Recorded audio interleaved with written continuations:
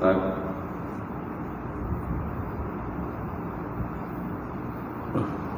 InsyaAllah.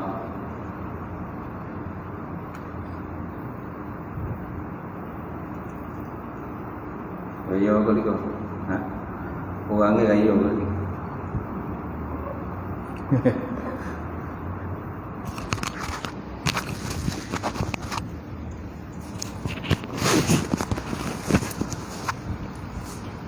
InsyaAllah kita buka kuliah kita pada malam ni dengan kita sama-sama membaca Ummul Kitab. Ila hadratin Nabi Muhammad Mustafa Rasulullah sallallahu alaihi wasallam wa ala al-kiram ashabil nizam insyaallah. Al-Fatihah. A'udzubillahi minasyaitonir rajim. Bismillahirrahmanirrahim. Alhamdulillahirabbil alamin. Ar-Rahmanir Rahim Maliki Yaumiddin.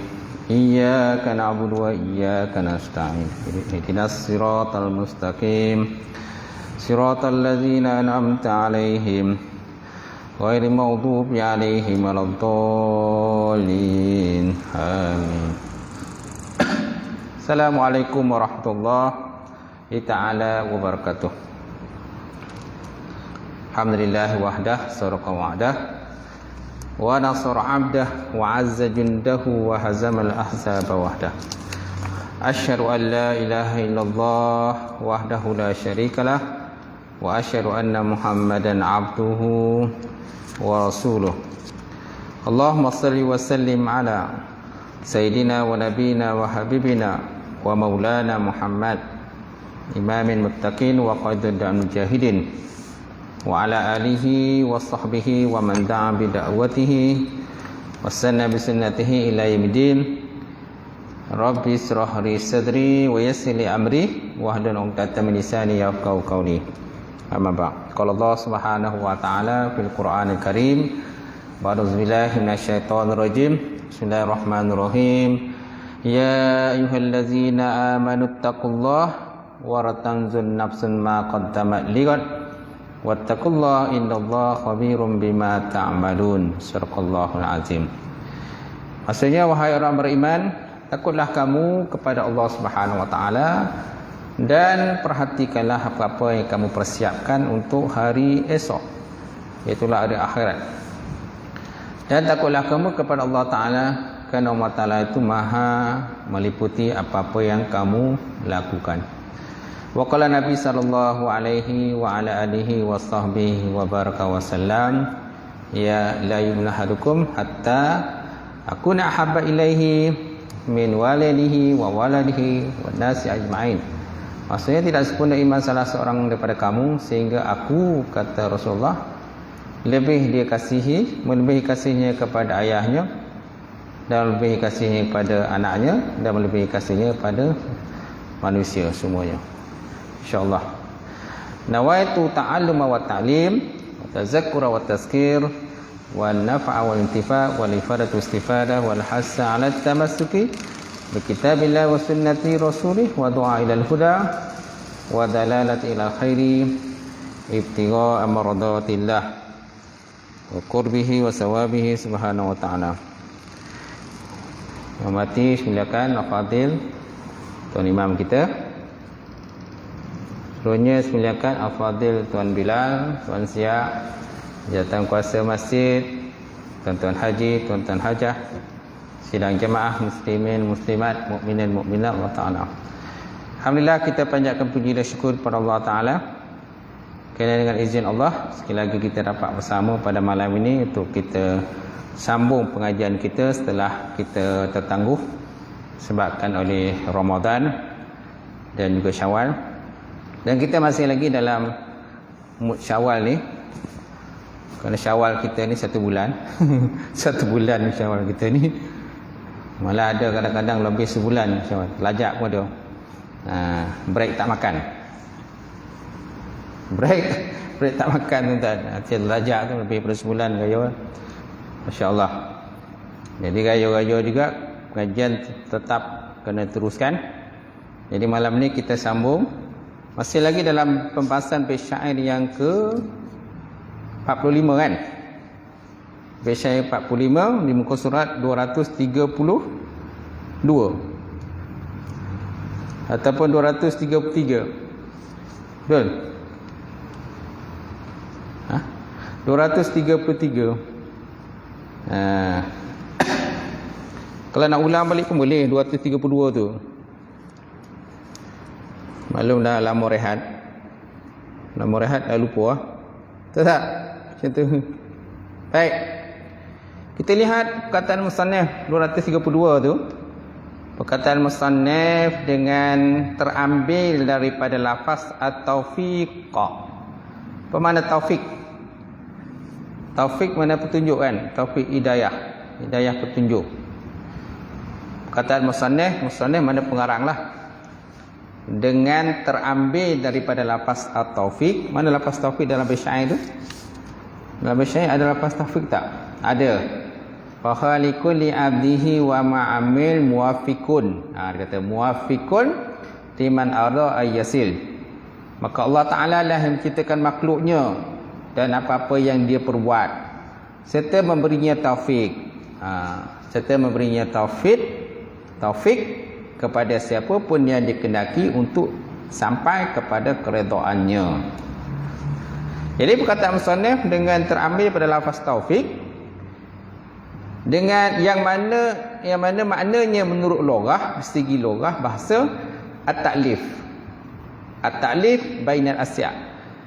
Ta'lif mana penyusunan. Kau pernah dengar kata perkataan mu'allif kan? Mu'allif mana penyusun, pengarang. Mu'allif kitab. Penyusun kitab, pengarang kitab. At-ta'lif bainal asya'. Penyusunan antara beberapa perkara, beberapa sesuatu. Dan menurut syarak taufik maknanya khalqu qadratit ta'ah fil abdi. Khalqu qadratit ta'ah fil abdi. Menciptakan kemampuan taat kepada hamba. Menciptakan kemampuan taat pada hamba. Itu dikatakan taufik. Lawan taufik ialah hazlan. Hazlan ni di bait syair yang akan datang. Muka surat 236 ada perkataan khazlan. Khazlan ni khalqul maksiat pula fil abdi. Mencipta kemaksiatan pada hamba. Wada'iyati ilaiha dan kecenderungan hati kepadanya maksiat. Menciptakan kemaksiatan pada hamba dan kecenderungan hati kepadanya maksiat. Okey. Sedangkan taufik tadi khalqu qadratit ta'ah fil abdi. Menciptakan kemampuan taat kepada hamba. Itu dikatakan taufik. Banyak kali diulangkan wabillahi taufik wal hidayah. Wabillahi taufik wal hidayah. Biasalah penceramah cakap wabillahi taufik wal hidayah. Wassalamualaikum warahmatullahi taala wabarakatuh. Itu mana taufik ya? Mana taufik menurut syarak ini ada diperselisihkan oleh para ulama mengenai perlu atau tidaknya kepada perkataan mereka. Wa tashil bainal khairi ilaih. Wa tashil mana memudahkan jalan kebaikan kepadanya. Wa tashil bainal khairi ilaihi. Ini ada pendapat lain lah menyatakan mana taufik itu at-tashil. Mana memudahkan jalan kebaikan ilahi kepadanya hamba tadi. Itu juga boleh dikatakan sebagai taufik. Atau ada makna lain lagi, atau perkataan mereka wada'iyati ilaiha. Wada'iyati ilaiha dan dorongan hati kepada taat. Dalam bahasa Arabnya, kalau sebut dalam kitab bahasa Arabnya Syekh Bajuri dia kata da'iyati ilaiha bermakna al-maili nafsani ila ta'ah. Al-maili nafsani kecenderungan jiwa ila ta'ah kepada ketaatan.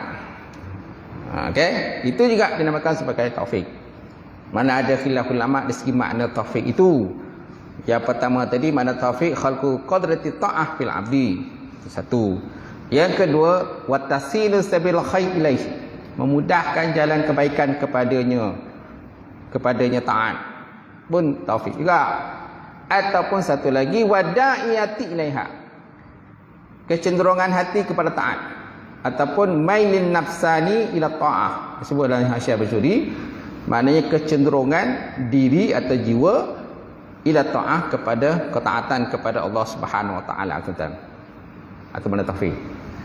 Jadi perselisihan tersebut didasar atas adanya khilaf pada penafsiran qudratul ta'ah. Jadi kenapa berlaku khilaf di kalangan ulama berkenaan dengan taufik ini? Berlaku khilaf ini disebabkan oleh penafsiran kepada makna qudratul ta'ah itu. Qudratul ta'ah, kemampuan taat hamba kepada Allah Subhanahu wa taala. Imam Haramain mentafsirkan dengan keselamatan asbab dan alat. Maksud qudratul ta'ah, kata Imam Haramain, Imam Dua Tanah Haram, dia kata keselamatan asbab dan alat. Apa maksud asbab dan alat? Jadi maksud dengan asbab ataupun sebab-sebab, asbab jamak daripada sebab, adalah segala sesuatu yang mendorong atas perbuatan. Segala sesuatu yang mendorong atas kita nak buat satu benda tadi. Apa yang mendorong kita? Apa yang mendorong kita untuk kita nak buat sesuatu? Salah satunya kehendak kita, ataupun satu lagi keinginan kita, keperluan kita. Kan, hajat kita. Disebabkan hajat kita, keperluan kita, maka kita nak buat satu benda. Kalau tak ada hajat, siapa nak buat?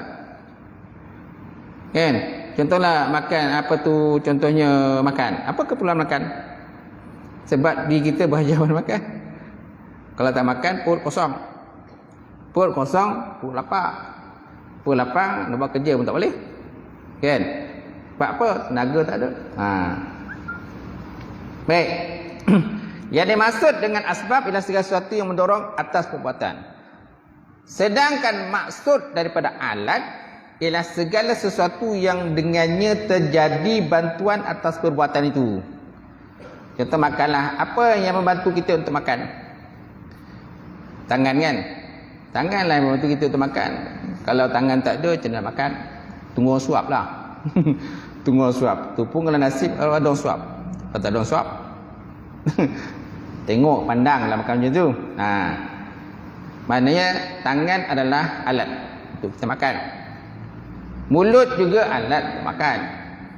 Kalau mulut tak ada, macam mana nak makan, Ustaz? Muka ada, mulut tak ada. Makan. So maknanya mesti ada asbab dan alat. Mesti ada sebab kita nak makan, dan mesti ada alat untuk makan. Mesti ada kemauan untuk makan, mesti ada hajat untuk makan, mesti ada alat untuk makan. Tangan, apa tu makanan dia, apa makanan kita? Nasi ke, nasi berani ke, nasi kambing ke, nasi tomato ke, nasi goreng ke, nasi belada ke, apa benda lah, nasi-nasi ke, tom yam ke dan sebagainya. Mestilah ada alat untuk kita nak makan. Baik. Maka contoh lain, maka air, dia kata air yang digunakan untuk berwudu adalah sebahagian daripada asbab yang biasa untuk salat, dan anggota-anggota yang dengannya terbantu ketaatan adalah alat-alat baginya. Contohlah dalam bab sembahyang kan, apa dia punya asbab kepada solat? Asbab kepada solat ataupun hajat pada solat itu ialah asbab dia adalah wudu lah. Wudu itu salah satu keperluan lah kan, untuk kita solat. Kalau tak ada wudu, maka solat kita tidak sah. Kecuali lah kalau tak ada air. Kalau tak ada air, kita tayamum. Macam tu. Baik, kemudian anggota yang dengannya membantu ketaatan. Apa anggota yang membantu ketaatan kita? Muka lah. Muka, tangan, kaki. Mana tempat-tempat basuhan yang wajib kita basuh. Yang lain-lain itu ada sunat. Sunat kita memanjangkan. Ada katakan wurah. Wurah kan?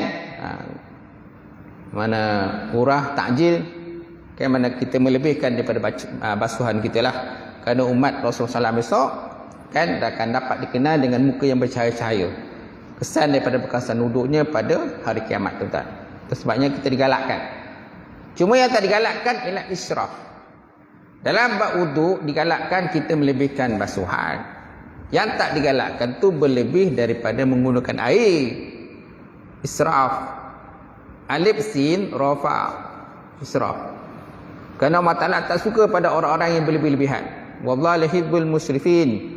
Allah tak suka pada orang yang berlebih. Macam tu.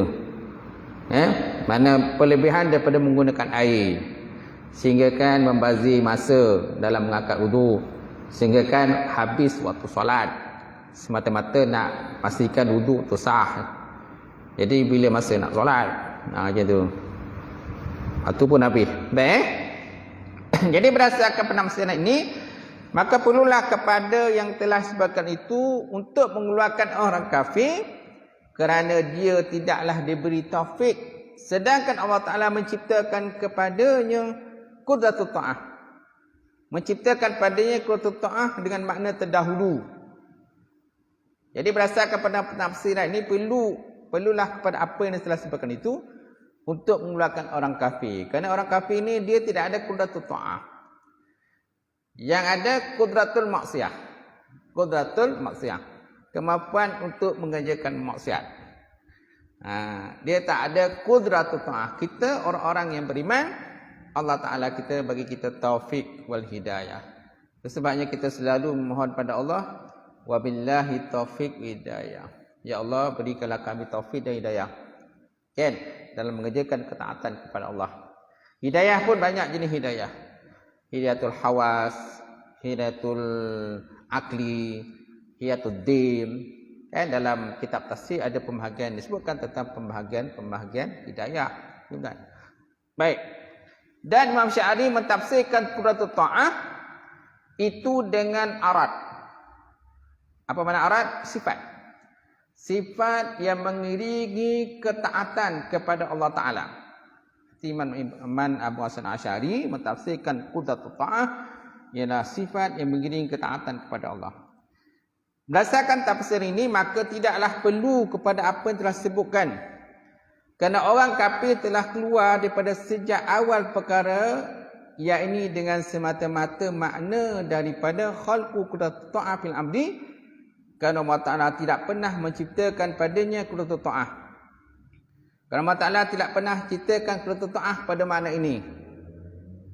Tapi kalau pada makna yang atas tadi, boleh Allah Ta'ala menciptakan qudratul ta'ah pada hamba orang kafir lah. Pada orang kafir. Dengan syarat dia diberi taufik hidayah pada Allah. Tapi untuk yang di bawah, tidak ada qudratul ta'ah pada orang kafir. Yang ada qudratul maksiat kepada Allah. Gitu. Dengan demikian, maka taufik itu ada dua kaul. Dua pendapat. Yang pertama, makna taufik yang pertama, khalqu qudratul ta'ah fil abdi wa tashil sabil khairi ilaih au da'iyat ilaiha fil abdi. Kejadian kekuatan taat pada hamba dan kemampuan ataupun kemudahan jalan kebaikan kepadanya, au da'iyati ataupun dorongan hati ilaiha kepadanya taat fil abdi kepada hamba tadi. Itu mana pertama lah. Jadi mana pertama ni panjang. Dan mana pertama tu digabungkan dengan mana khilaf sekali. Dia ada mana khilaf kan. Kasir sawal khairi itu yang pertama. Wada ilaiha fil abdi ni makna yang kedua. Kan digabung sekali. Khalqu qudratul ta'ah fil abdi wa tasili sawal khairi ilaiha au da'iyati ilaiha fil abdi. Kejadian kekuatan taat pada hamba dan kemudahan jalan kebaikan kepadanya, au dorongan hati ilaiha kepadanya taat fil abdi kepada hamba tu. Itu makna pertamalah. Kemudian makna kedua kepada taufik tadi, khalqu qudratul ta'ah fil abdi, itu je. Khalqu qudratul ta'ah fil abdi, kejadian kekuatan ketaatan kepada hamba tadi. Jadi, dan dua kaul ini dasar atas adanya dua pendapat dalam hal penafsiran qudratul ta'ah. Dua kaul ini, kenapa ada kaul pertama? Kenapa ada kaul kedua? Kerana berdasarkan tadi ada pecahan pendapat. Pendapat kan, Imam Haramain pendapat lain, sedangkan Imam Asy'ari menyatakan pendapat lain. Imam Asy'ari kata qudratul ta'ah ialah arat, sifat yang mengiringi ketaatan. Sifat yang mengiringi ketaatan. Imam Harain mentafsirkan qul ta'ah ialah keselamatan. Keselamatan asbab wal alat. Keselamatan segala sebab-sebab dan alat untuk melakukan ketaatan tadilah. Contohnya tadi asbabnya ialah wudu. Apa lagi? Alatnya ialah anggota badan. Air pun alat jugalah. Air adalah alat untuk berwudu dan air adalah alat untuk melakukan ketaatan kepada Allah. Kalau tak ada air macam mana? Susah kan? Paksa pula tayamum. Macam tu. Bila dah, itu pun kalau konteks Islam ni cari air dulu. Cari air dulu. Dah betul-betul confirm tak ada air, barulah kena bertayamum. Macam tu. Tayamum pun ada syarat tayamum pula. Tak boleh kita suka-suka tayamum. Mestilah daripada debu tanah. Dan tayamum pun ada cara tayamum dia. Kan? Anggota tayamum apa dia? Muka dan tangan. Kaki masuk tayamum ke? Masuk Ustaz? Tak boleh. Kaki tak masuk tayamum. Kaki jangan tuan-tuan besok. Kan bila orang masuk tayamum habis. Kita macam wudu. Muka pun sapu. Tangan kaki kanan pun sapu. Telinga pun sapu. Kaki pun sapu. Jadi nanti orang golaan. Orang golaan sebab apa? Tak faham. Sedangkan anggota tayamum tu ialah muka dan tangan saja. Macam tu. Baik, kemudian dan pengkhususan para ulama atas mengeluarkan orang kafir menuntut bahawa mukmin yang asi mana berbuat maksiat adalah diberi taufik dan dialah yang haknya. Dan pengkhususan para ulama atas mengeluarkan orang kafir tadi menuntut bahawa orang mukmin yang asi, orang mukmin buat maksiat adalah diberi taufik dan dialah yang hak. Kerana orang mukmin asli ni memang digalakkan dapat taufik. Memang ditekankan supaya dia dapat taufik. Kan? Orang yang dah taat ni kita tak heran sangat dah. Orang yang gaji datang masuk surau kita tak heran sangat. Ni yang tak datang surau ni. Orang yang semayang kita tak kisah sangat. Yang tak semayang itu yang kita risau. Betul tak? Itu yang kita angkat supaya mereka diberi taufik pada Allah. Orang yang suka buat mungkar, mencuri, rompak, zina dan sebagainya kan? Orang tu yang kita minta supaya diberi taufik hidayah pada Allah. Orang yang ini orang soleh-soleh ni kita tak heran sangatlah. Gitu. Cuma kita minta istiqamah lah dalam mengerjakan ketaatan kepada Allah Ta'ala. Baik. Jadi pengkhususan para ulama atas mengeluarkan orang kafir menuntut bahawa mukmin yang asi, ain sod ya, asi, bukan asi, asi, berbuat maksiat adalah diberi taufik dan dia lah yang hak. Dan halnya dengan orang yang berkata bahawa orang yang diberi taufik tidaklah dia asi. Lain halnya dengan orang yang berkata bahawa orang yang diberi taufik tidaklah dia maksiat, asi. Kerana tidak ada kemampuan baginya untuk berbuat maksiat. Sebagaimana orang yang mahzul. Sebagaimana orang yang mahzul ataupun hazlan. Nanti mahzul akan dibahas di bait-syair dan seterusnya lah. Hazlan tu. Okey? Hazlan dia lawan daripada taufik. Taufik buat taat. Hazlan buat maksiat. Macam tu. Mahzul daripada isim maf'ul. Daripada hazala yahzulu hazlan.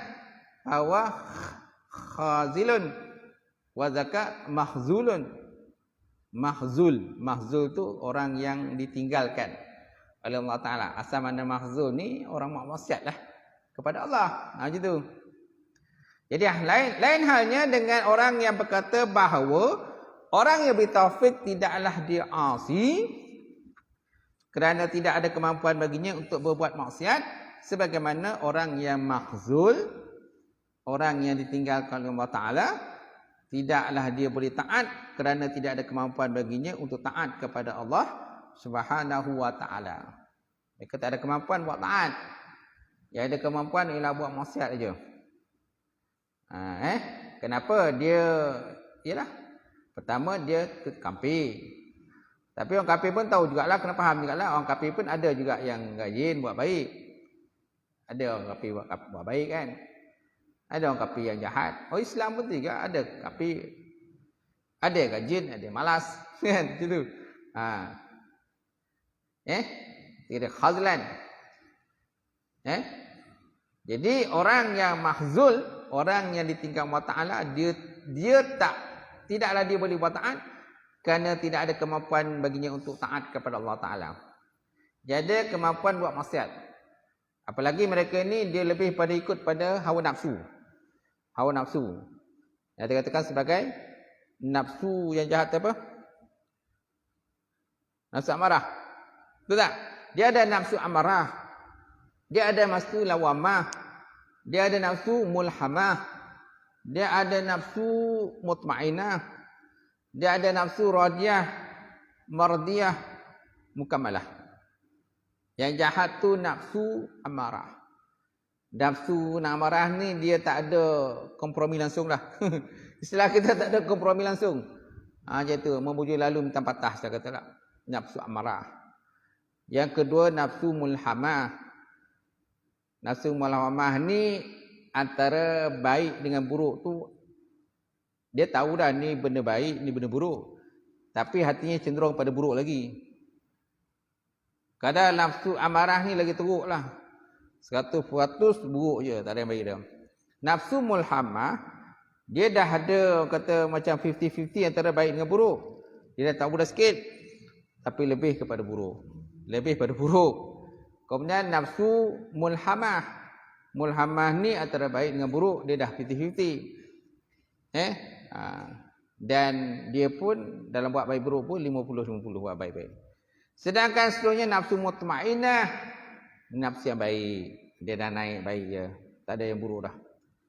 Nafsu mutmainah, nafsu radiyah, nafsu mardiyah, kemudian nafsu mukamalah, nafsu yang paling baik lah, tinggi. Okey, itu pembahagian nafsu. Kita boleh lihatlah dalam kitab lain berkenaan pembahagian nafsu. Masya-Allah. Baik. Dan kita boleh menyatakan bahawa orang yang diberi taufik itu tidaklah dia berbuat maksiat dari segi apa yang telah ditaufikkan padanya. Dan orang yang mahzul, khazallam, mim khazal waulam mahzul. Dan orang yang mahzul, mana orang yang tinggalkan, tidaklah dia boleh taat dari segi apa yang dia ditinggalkan Allah Ta'ala padanya. Mana orang mahzun, orang yang Allah Ta'ala tinggalkan. Allah Ta'ala tak pandang dah orang mahzun ni. Itu maksudnya lah. Samalah seperti orang yang istidraj. Istidraj kan? Orang yang istidraj ni orang yang kata Allah Ta'ala tipu lah. Macam tu. Mana dia nampak benda tu baik, tapi sebenarnya buruk pada dia. Allah Ta'ala bagi dia pelbagai nikmat, sehingga dia lupalah kepada Allah Ta'ala. Dia lupa, istidraj lah. Kemudian macam sama Allah Ta'ala akan tarik nyawa dia besok. Masya Allah. Baik, kemudian berkata Junaid al-Baghdadi. Junaid al-Baghdadi pernah ditanya, apakah wali itu berbuat maksiat? Apakah wali-wali Allah Subhanahu Wa Ta'ala melakukan maksiat pada Allah? Maka beliau tertunduk, kemudian mengangkat kepalanya dan berkata, wa kana amrullahi qadaran maqdura. Wa kana amrullah qadaran maqdura, dan tidak adalah urusan Allah Ta'ala itu merupakan suatu ketentuan, dan adalah urusan Allah Ta'ala itu suatu ketentuan yang sudah ditetapkan oleh Allah Subhanahu Wa Ta'ala. Semua telah ditentu Allah Ta'ala. Okay? Wali pun ada juga berdosa, kerana wali ni bukannya maksum. Wali bukannya maksum. Kan? Wali pun kena jaga juga hati mereka. Kalau tuan-tuan mengaji kitab Syarah Hikam kan, Syarah Hikam di bahagian-bahagian belakang tu dia dah bahas berkenaan dengan adab wali kepada Allah. Saya mengajar Syarah Hikam di Masjid Jami' Tengku Besar Tampin, Syarah Hikam, kuliah subuh lah. Kuliah subuh itu berkenaan pembahasan Syarah Hikam, Syarah Hikam. Saya Sakandari, kan? Itu berkenaan, dia bahas berkenaan dengan antaranya ialah dengan adab wali. adab-adab wali kepada Allah Subhanahu Wa Taala. Semana wali pun kena ada adab. Macam tu. Antaranya adabnya dia dengan ada sifat sombong, takabur. Jadi makna wali pun tak terlepas kalau itu. Walaupun wali ni hebat, boleh terbang di udara, boleh berjalan atas air, doa wali itu mustajab. Tapi mereka pun kena ada jaga adablah dengan Allah Ta'ala juga. Panjanglah pembahasannya dalam kitab. Baik, seterusnya. Dan di antara ucapan Ibnu Faridi, apa Ibnu Faridi menyatakan, dia kata dalam satu bait syair, dia kata man zallazi ma sa'a faqat, man zallazi ma sa'a qat, wa man lahul husna faqat. Qat ujungnya. Man zallazi ma sa'a faqat, wa man lahul husna faqat. Siapa orang yang tak pernah berbuat jahat sama sekali, dan siapa orang yang hanya mempunyai kebaikan saja? Siapa? Ada tak? Ada tak tuan-tuan? Siapa orang yang tak pernah berbuat jahat sama sekali? Dan siapa orang yang hanya berbuat baik je? Tak pernah pun buat jahat. Ada tak? Ada tak? Jawapannya di bawah tu. Lantas dijawab ucapan ini suatu suara yang tak nampak orangnya. Muhammadul Hadi Allazi alaihi Jibril habad. Muhammadul Hadi Allazi alaihi Jibril habad.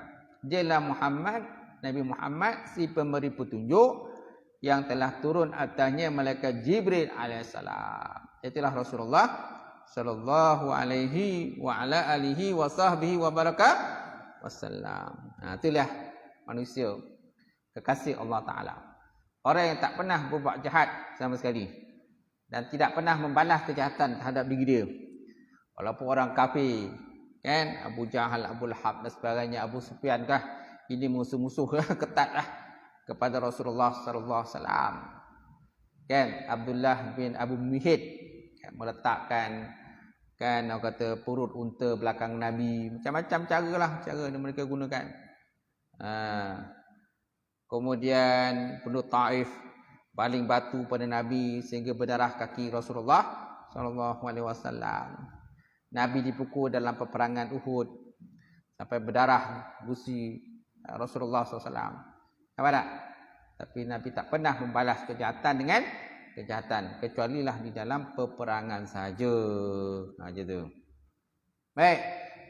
Lantas jawab dengan ucapan ini suatu suara yang tidak pernah, yang tak nampak orangnya, tak tahu siapa yang jawab. Dia kata Muhammadul Hadil Lazi alaihi Jibril hubat. Jibril habat.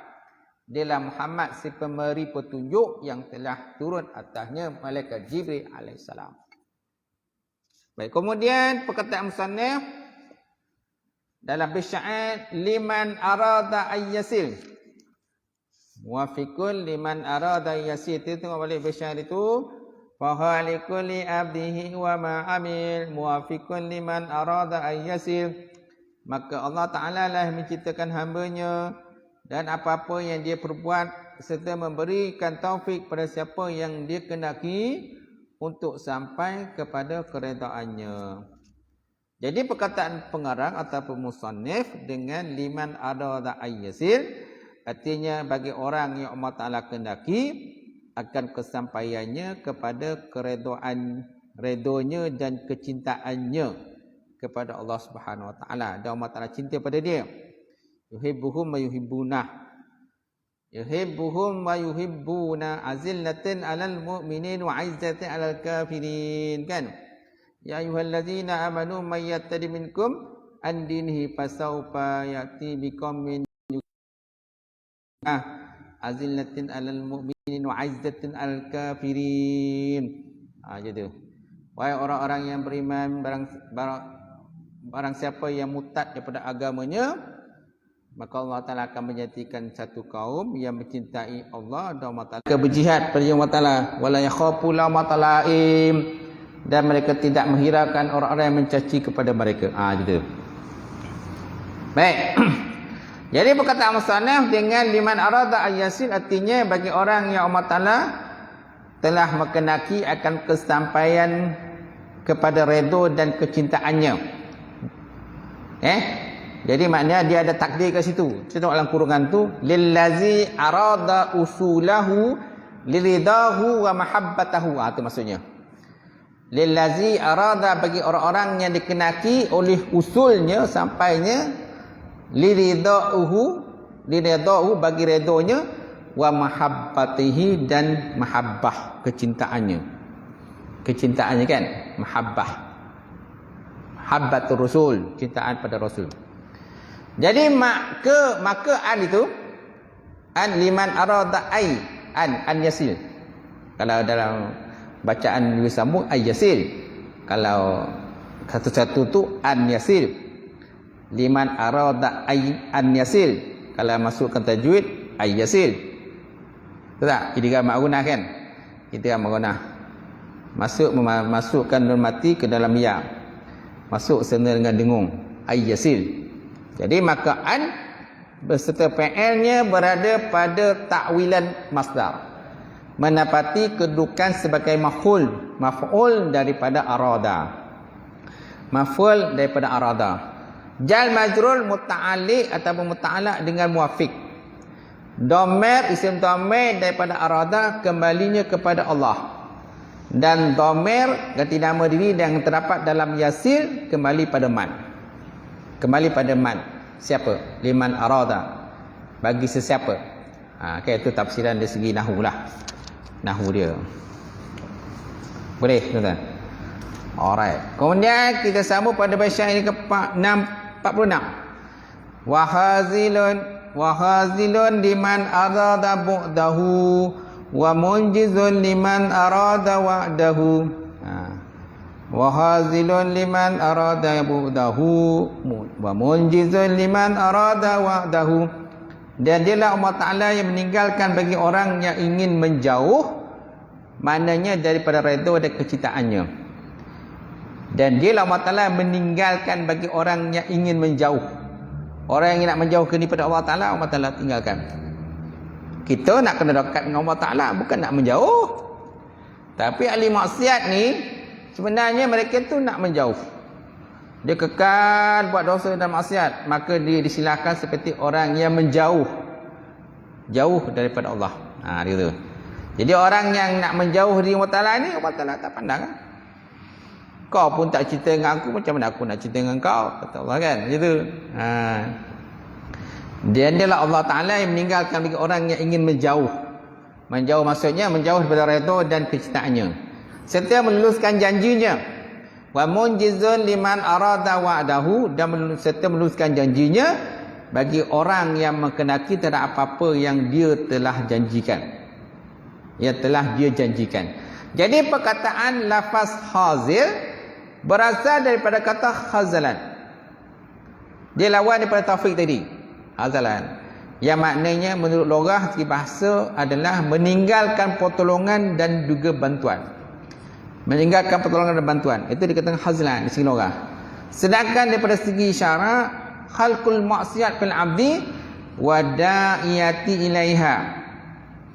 Khalqul maksiat fil abdi, kejadian maksiat kepada hamba, wa da'iyah dan dorongan hati, wa da'iyah kecenderungan hati ataupun dorongan hati, ilaiha kepadanya maksiat.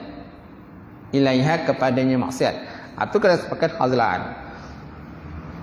Ataupun khalqu qudratul maksiat. Dia lawan daripada tadi, taufik. Kalau taufik, khalqu qudratul ta'ah. Khalqu qudratul ta'ah.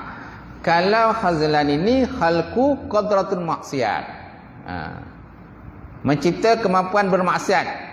Berdasarkan atas dua pendapat dalam masalah taufik tadi. Dia macam lebih kurang macam taufik tadi lah. Tapi taufik membahas pada taat. Ada dua kaul tadi kan. Yang ini membahas pula kepada maksiat kepada Allah. Macam tu. Cuma pintu maksiat ni, orang yang buat maksiat, Allah Ta'ala sentiasa buka pintu taubat lagi. Allah Ta'ala sentiasa buka pintu taubat selama mana nyawa dia belum sampai ke halkum, ataupun selama mana matahari belum naik daripada sebelah barat. Selagi itu pintu taubat masih dibuka. Masih dibuka Allah Ta'ala lah. Tapi kalau nyawa dah sampai ke halkum, pintu taubat dah tak ada dah, Nabi. Tak ada pulang lagi dah. Macam tu. Baik, kemudian jadi kita lihat semula makna khazlan tadi dari segi istilah khalqul maksiat bin abdi wa da'iyati ilaiha, menciptakan kemaksiatan pada hamba dan kecenderungan hati kepadanya maksiat, ataupun khalqu qatul maksiat, menciptakan kemampuan maksiat, berdasarkan ada dua pendapat dalam masalah taufik. Kemudian perkataan musannif dengan wa munjizun liman arada wa'dahu. Wa munjizun liman arada wa'dahu, artinya dan memberi bagi orang yang dia kenaki kebaikan dengannya akan apa-apa yang dia janjikan melalui lisan nabinya dan Al-Quran. Wa munjizun liman arada wa'dahu, dan memberi bagi orang yang dia berkenaki kebaikan dengannya kan akan apa-apa yang wa'dahu, yang dia telah janjikan. Janji daripada mana? Daripada Nabi lah. Sebab Nabi telah janjikan wa munjizun liman arada wa'dahu, dan memberi bagi orang yang dia mengenaki kebaikan dengannya akan apa-apa yang dia menjanjikan melalui lisannya Nabi ataupun dalam kitab sucinya, itulah Quran. Macam tu. Betul tak? Macam tu. Dengan ucapan ini musannif berisyarat bahawa janji Allah Ta'ala terhadap orang-orang mukmin dengan syurga tidaklah akan tersalah menurut syarat yang qat'i. Kerana firman Allah Subhanahu wa Ta'ala Al-Quran, wa'adallahu mu'minina wal mu'minat jannatin tajri min tahtihal anhar. Wa'adallah, Allah Ta'ala berjanji kepada orang yang beriman, lelaki dan perempuan, jannatin, syurga-syurga, tajri, yang mengalir, min tahtiha anha, di bawahnya sungai-sungai. Di bawahnya sungai-sungai. Quran. Quran menyatakan Allah Ta'ala berjanji. Allah Ta'ala berjanji, orang yang buat taat, aku berjanji akan memberi balasan syurga. Kemudian ayat kedua, la yuhlifullahu wa'dah. Allah Ta'ala tidak menyalahi janji. Allah Ta'ala tidak menyalahi janji. Maknanya dalam bab kebaikan, Allah Ta'ala tak pernah pun menyalahi janji. Innallaha la yukhliful mi'ad. Sesungguhnya Allah Ta'ala tidak menyalahi janji. Yang suka menyalahi janji siapa? Manusia lah. Yang suka menyalahi janji siapa? Manusia. Pinjam duit kan? 10,000 pinjam duit. Cukup bulan janji nak bayar balik. Last setahun pun tak bayar lagi. Setahun pun tak bayar lagi. Bila tanya mengelat. Bila tanya mengelat kan? Bila telefon tak jawab, kan? Telefon tak jawab. Bila jumpa kan? Kita ikut yang sini, dia ikut yang sana. Bersisih. Takut bersisih kan? Macam tu. Kalau bank senang. Bank sita aja. Tak janji. Kalau kereta tak bayar, kena tarik lah kereta. Ini kita dengan kawannya tuan-tuan. Jual kereta ke kawan. Janji bayar. Tapi tak bayar-bayar. Kereta pun dah kena hancur dah. Kereta pun kena hancur. Hutang tak bayar-bayar lagi tuan-tuan. Itu. Itu masalahnya kalau berjanji dengan kawan ni tuan-tuan. Kalau berjanji dengan bank, copek bayar. Kalau bank tak bayar kan, bank pun datang tarik lah. Rumah pun kena lelong, kereta pun kena tarik. Itu kalau dengan bank. Dengan kawan ni kita percaya lah. Percaya akhirnya tak percaya. Gitu.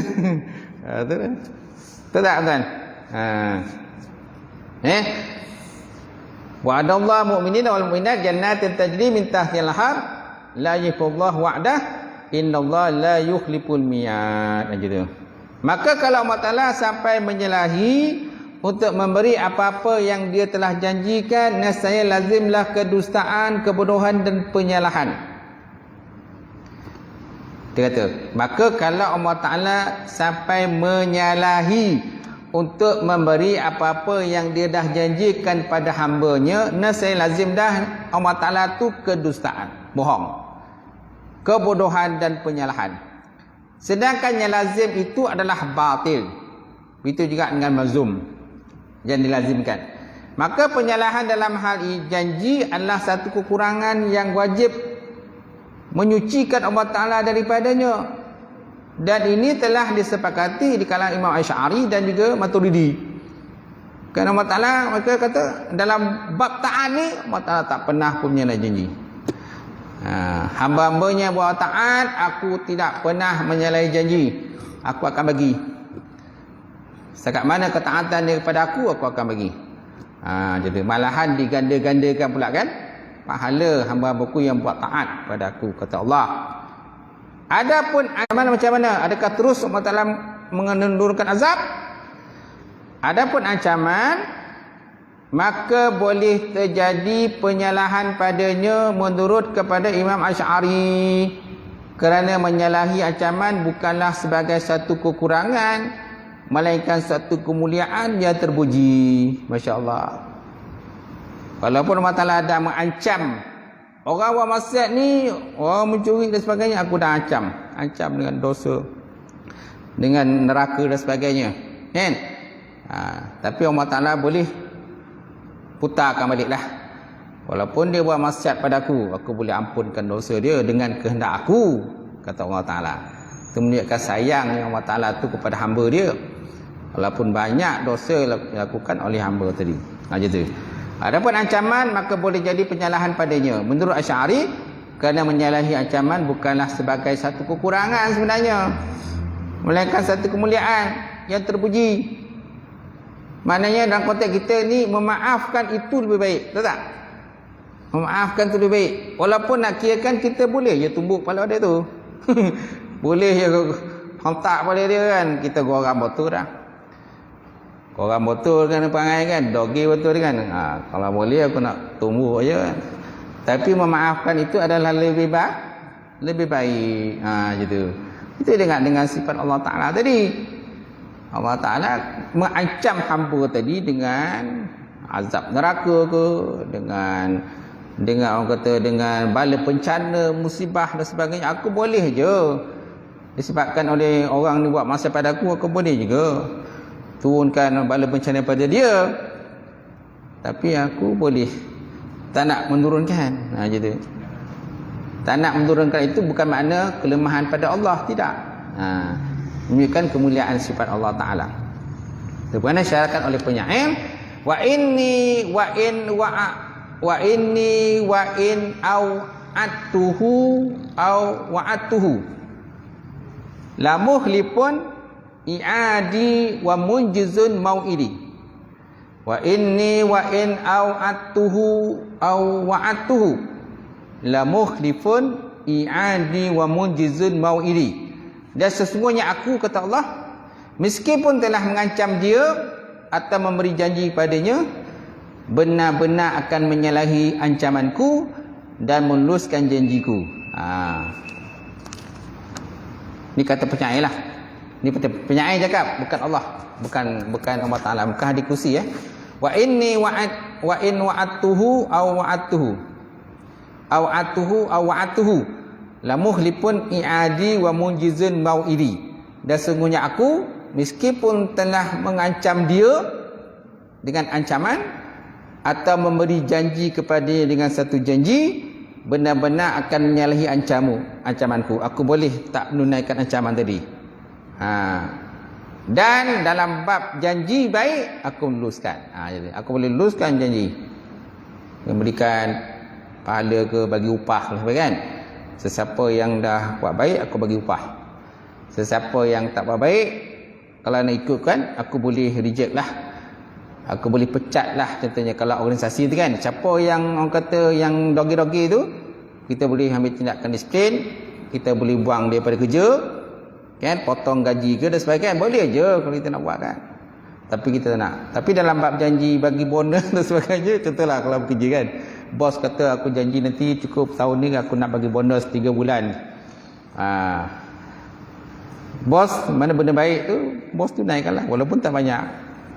Walaupun 100 je bonusnya. Bonus setahun, dia 3 bulan. Jatuh je bonus. Tak apalah, jadi bonus. Tapi yang macam contohnya orang mengelat nak potong gaji dan sebagainya, dia boleh aja tak nak potong gaji. Mana ada tabu dipercara lah kan gitu. Tapi wallahu a'lam bissawab. A'udzubillahi minasyaitonirrajim. Bismillahirrahmanirrahim. Alhamdulillahirabbil alamin. Wassalatu wassalamu ala asyrafil mursalin wa ala alihi washabbihi ajmain. Allahumma zidna ilman nafi'a wa yaqinan shadiqan wa 'ala mutaqabbala wa rizqan halalan mubarakatan katsira wa sina fataya alimna wa lana qulubana bi nuri ma'rifatika wa tahana futu'al arifin. Allahumma faqihna fid-din, Allahumma faqihna fid-din. Allahumma ja'al hadza jam'al marhuma wa tafarruqana min ba'di tafarruqan ma'suma. Rabbana iftah bainana wa baina qaumina bil haqq wa antal fatihim. Rabbana faghfir lana dzunubana wa qina lana sayyi'atina wa tawaffana ma'al abrar. Rabbana atina fid dunya hasanah wa fil akhirati hasanah wa qina azabannar. Walhamdulillahirabbil alamin. Qabbalallahu minkum.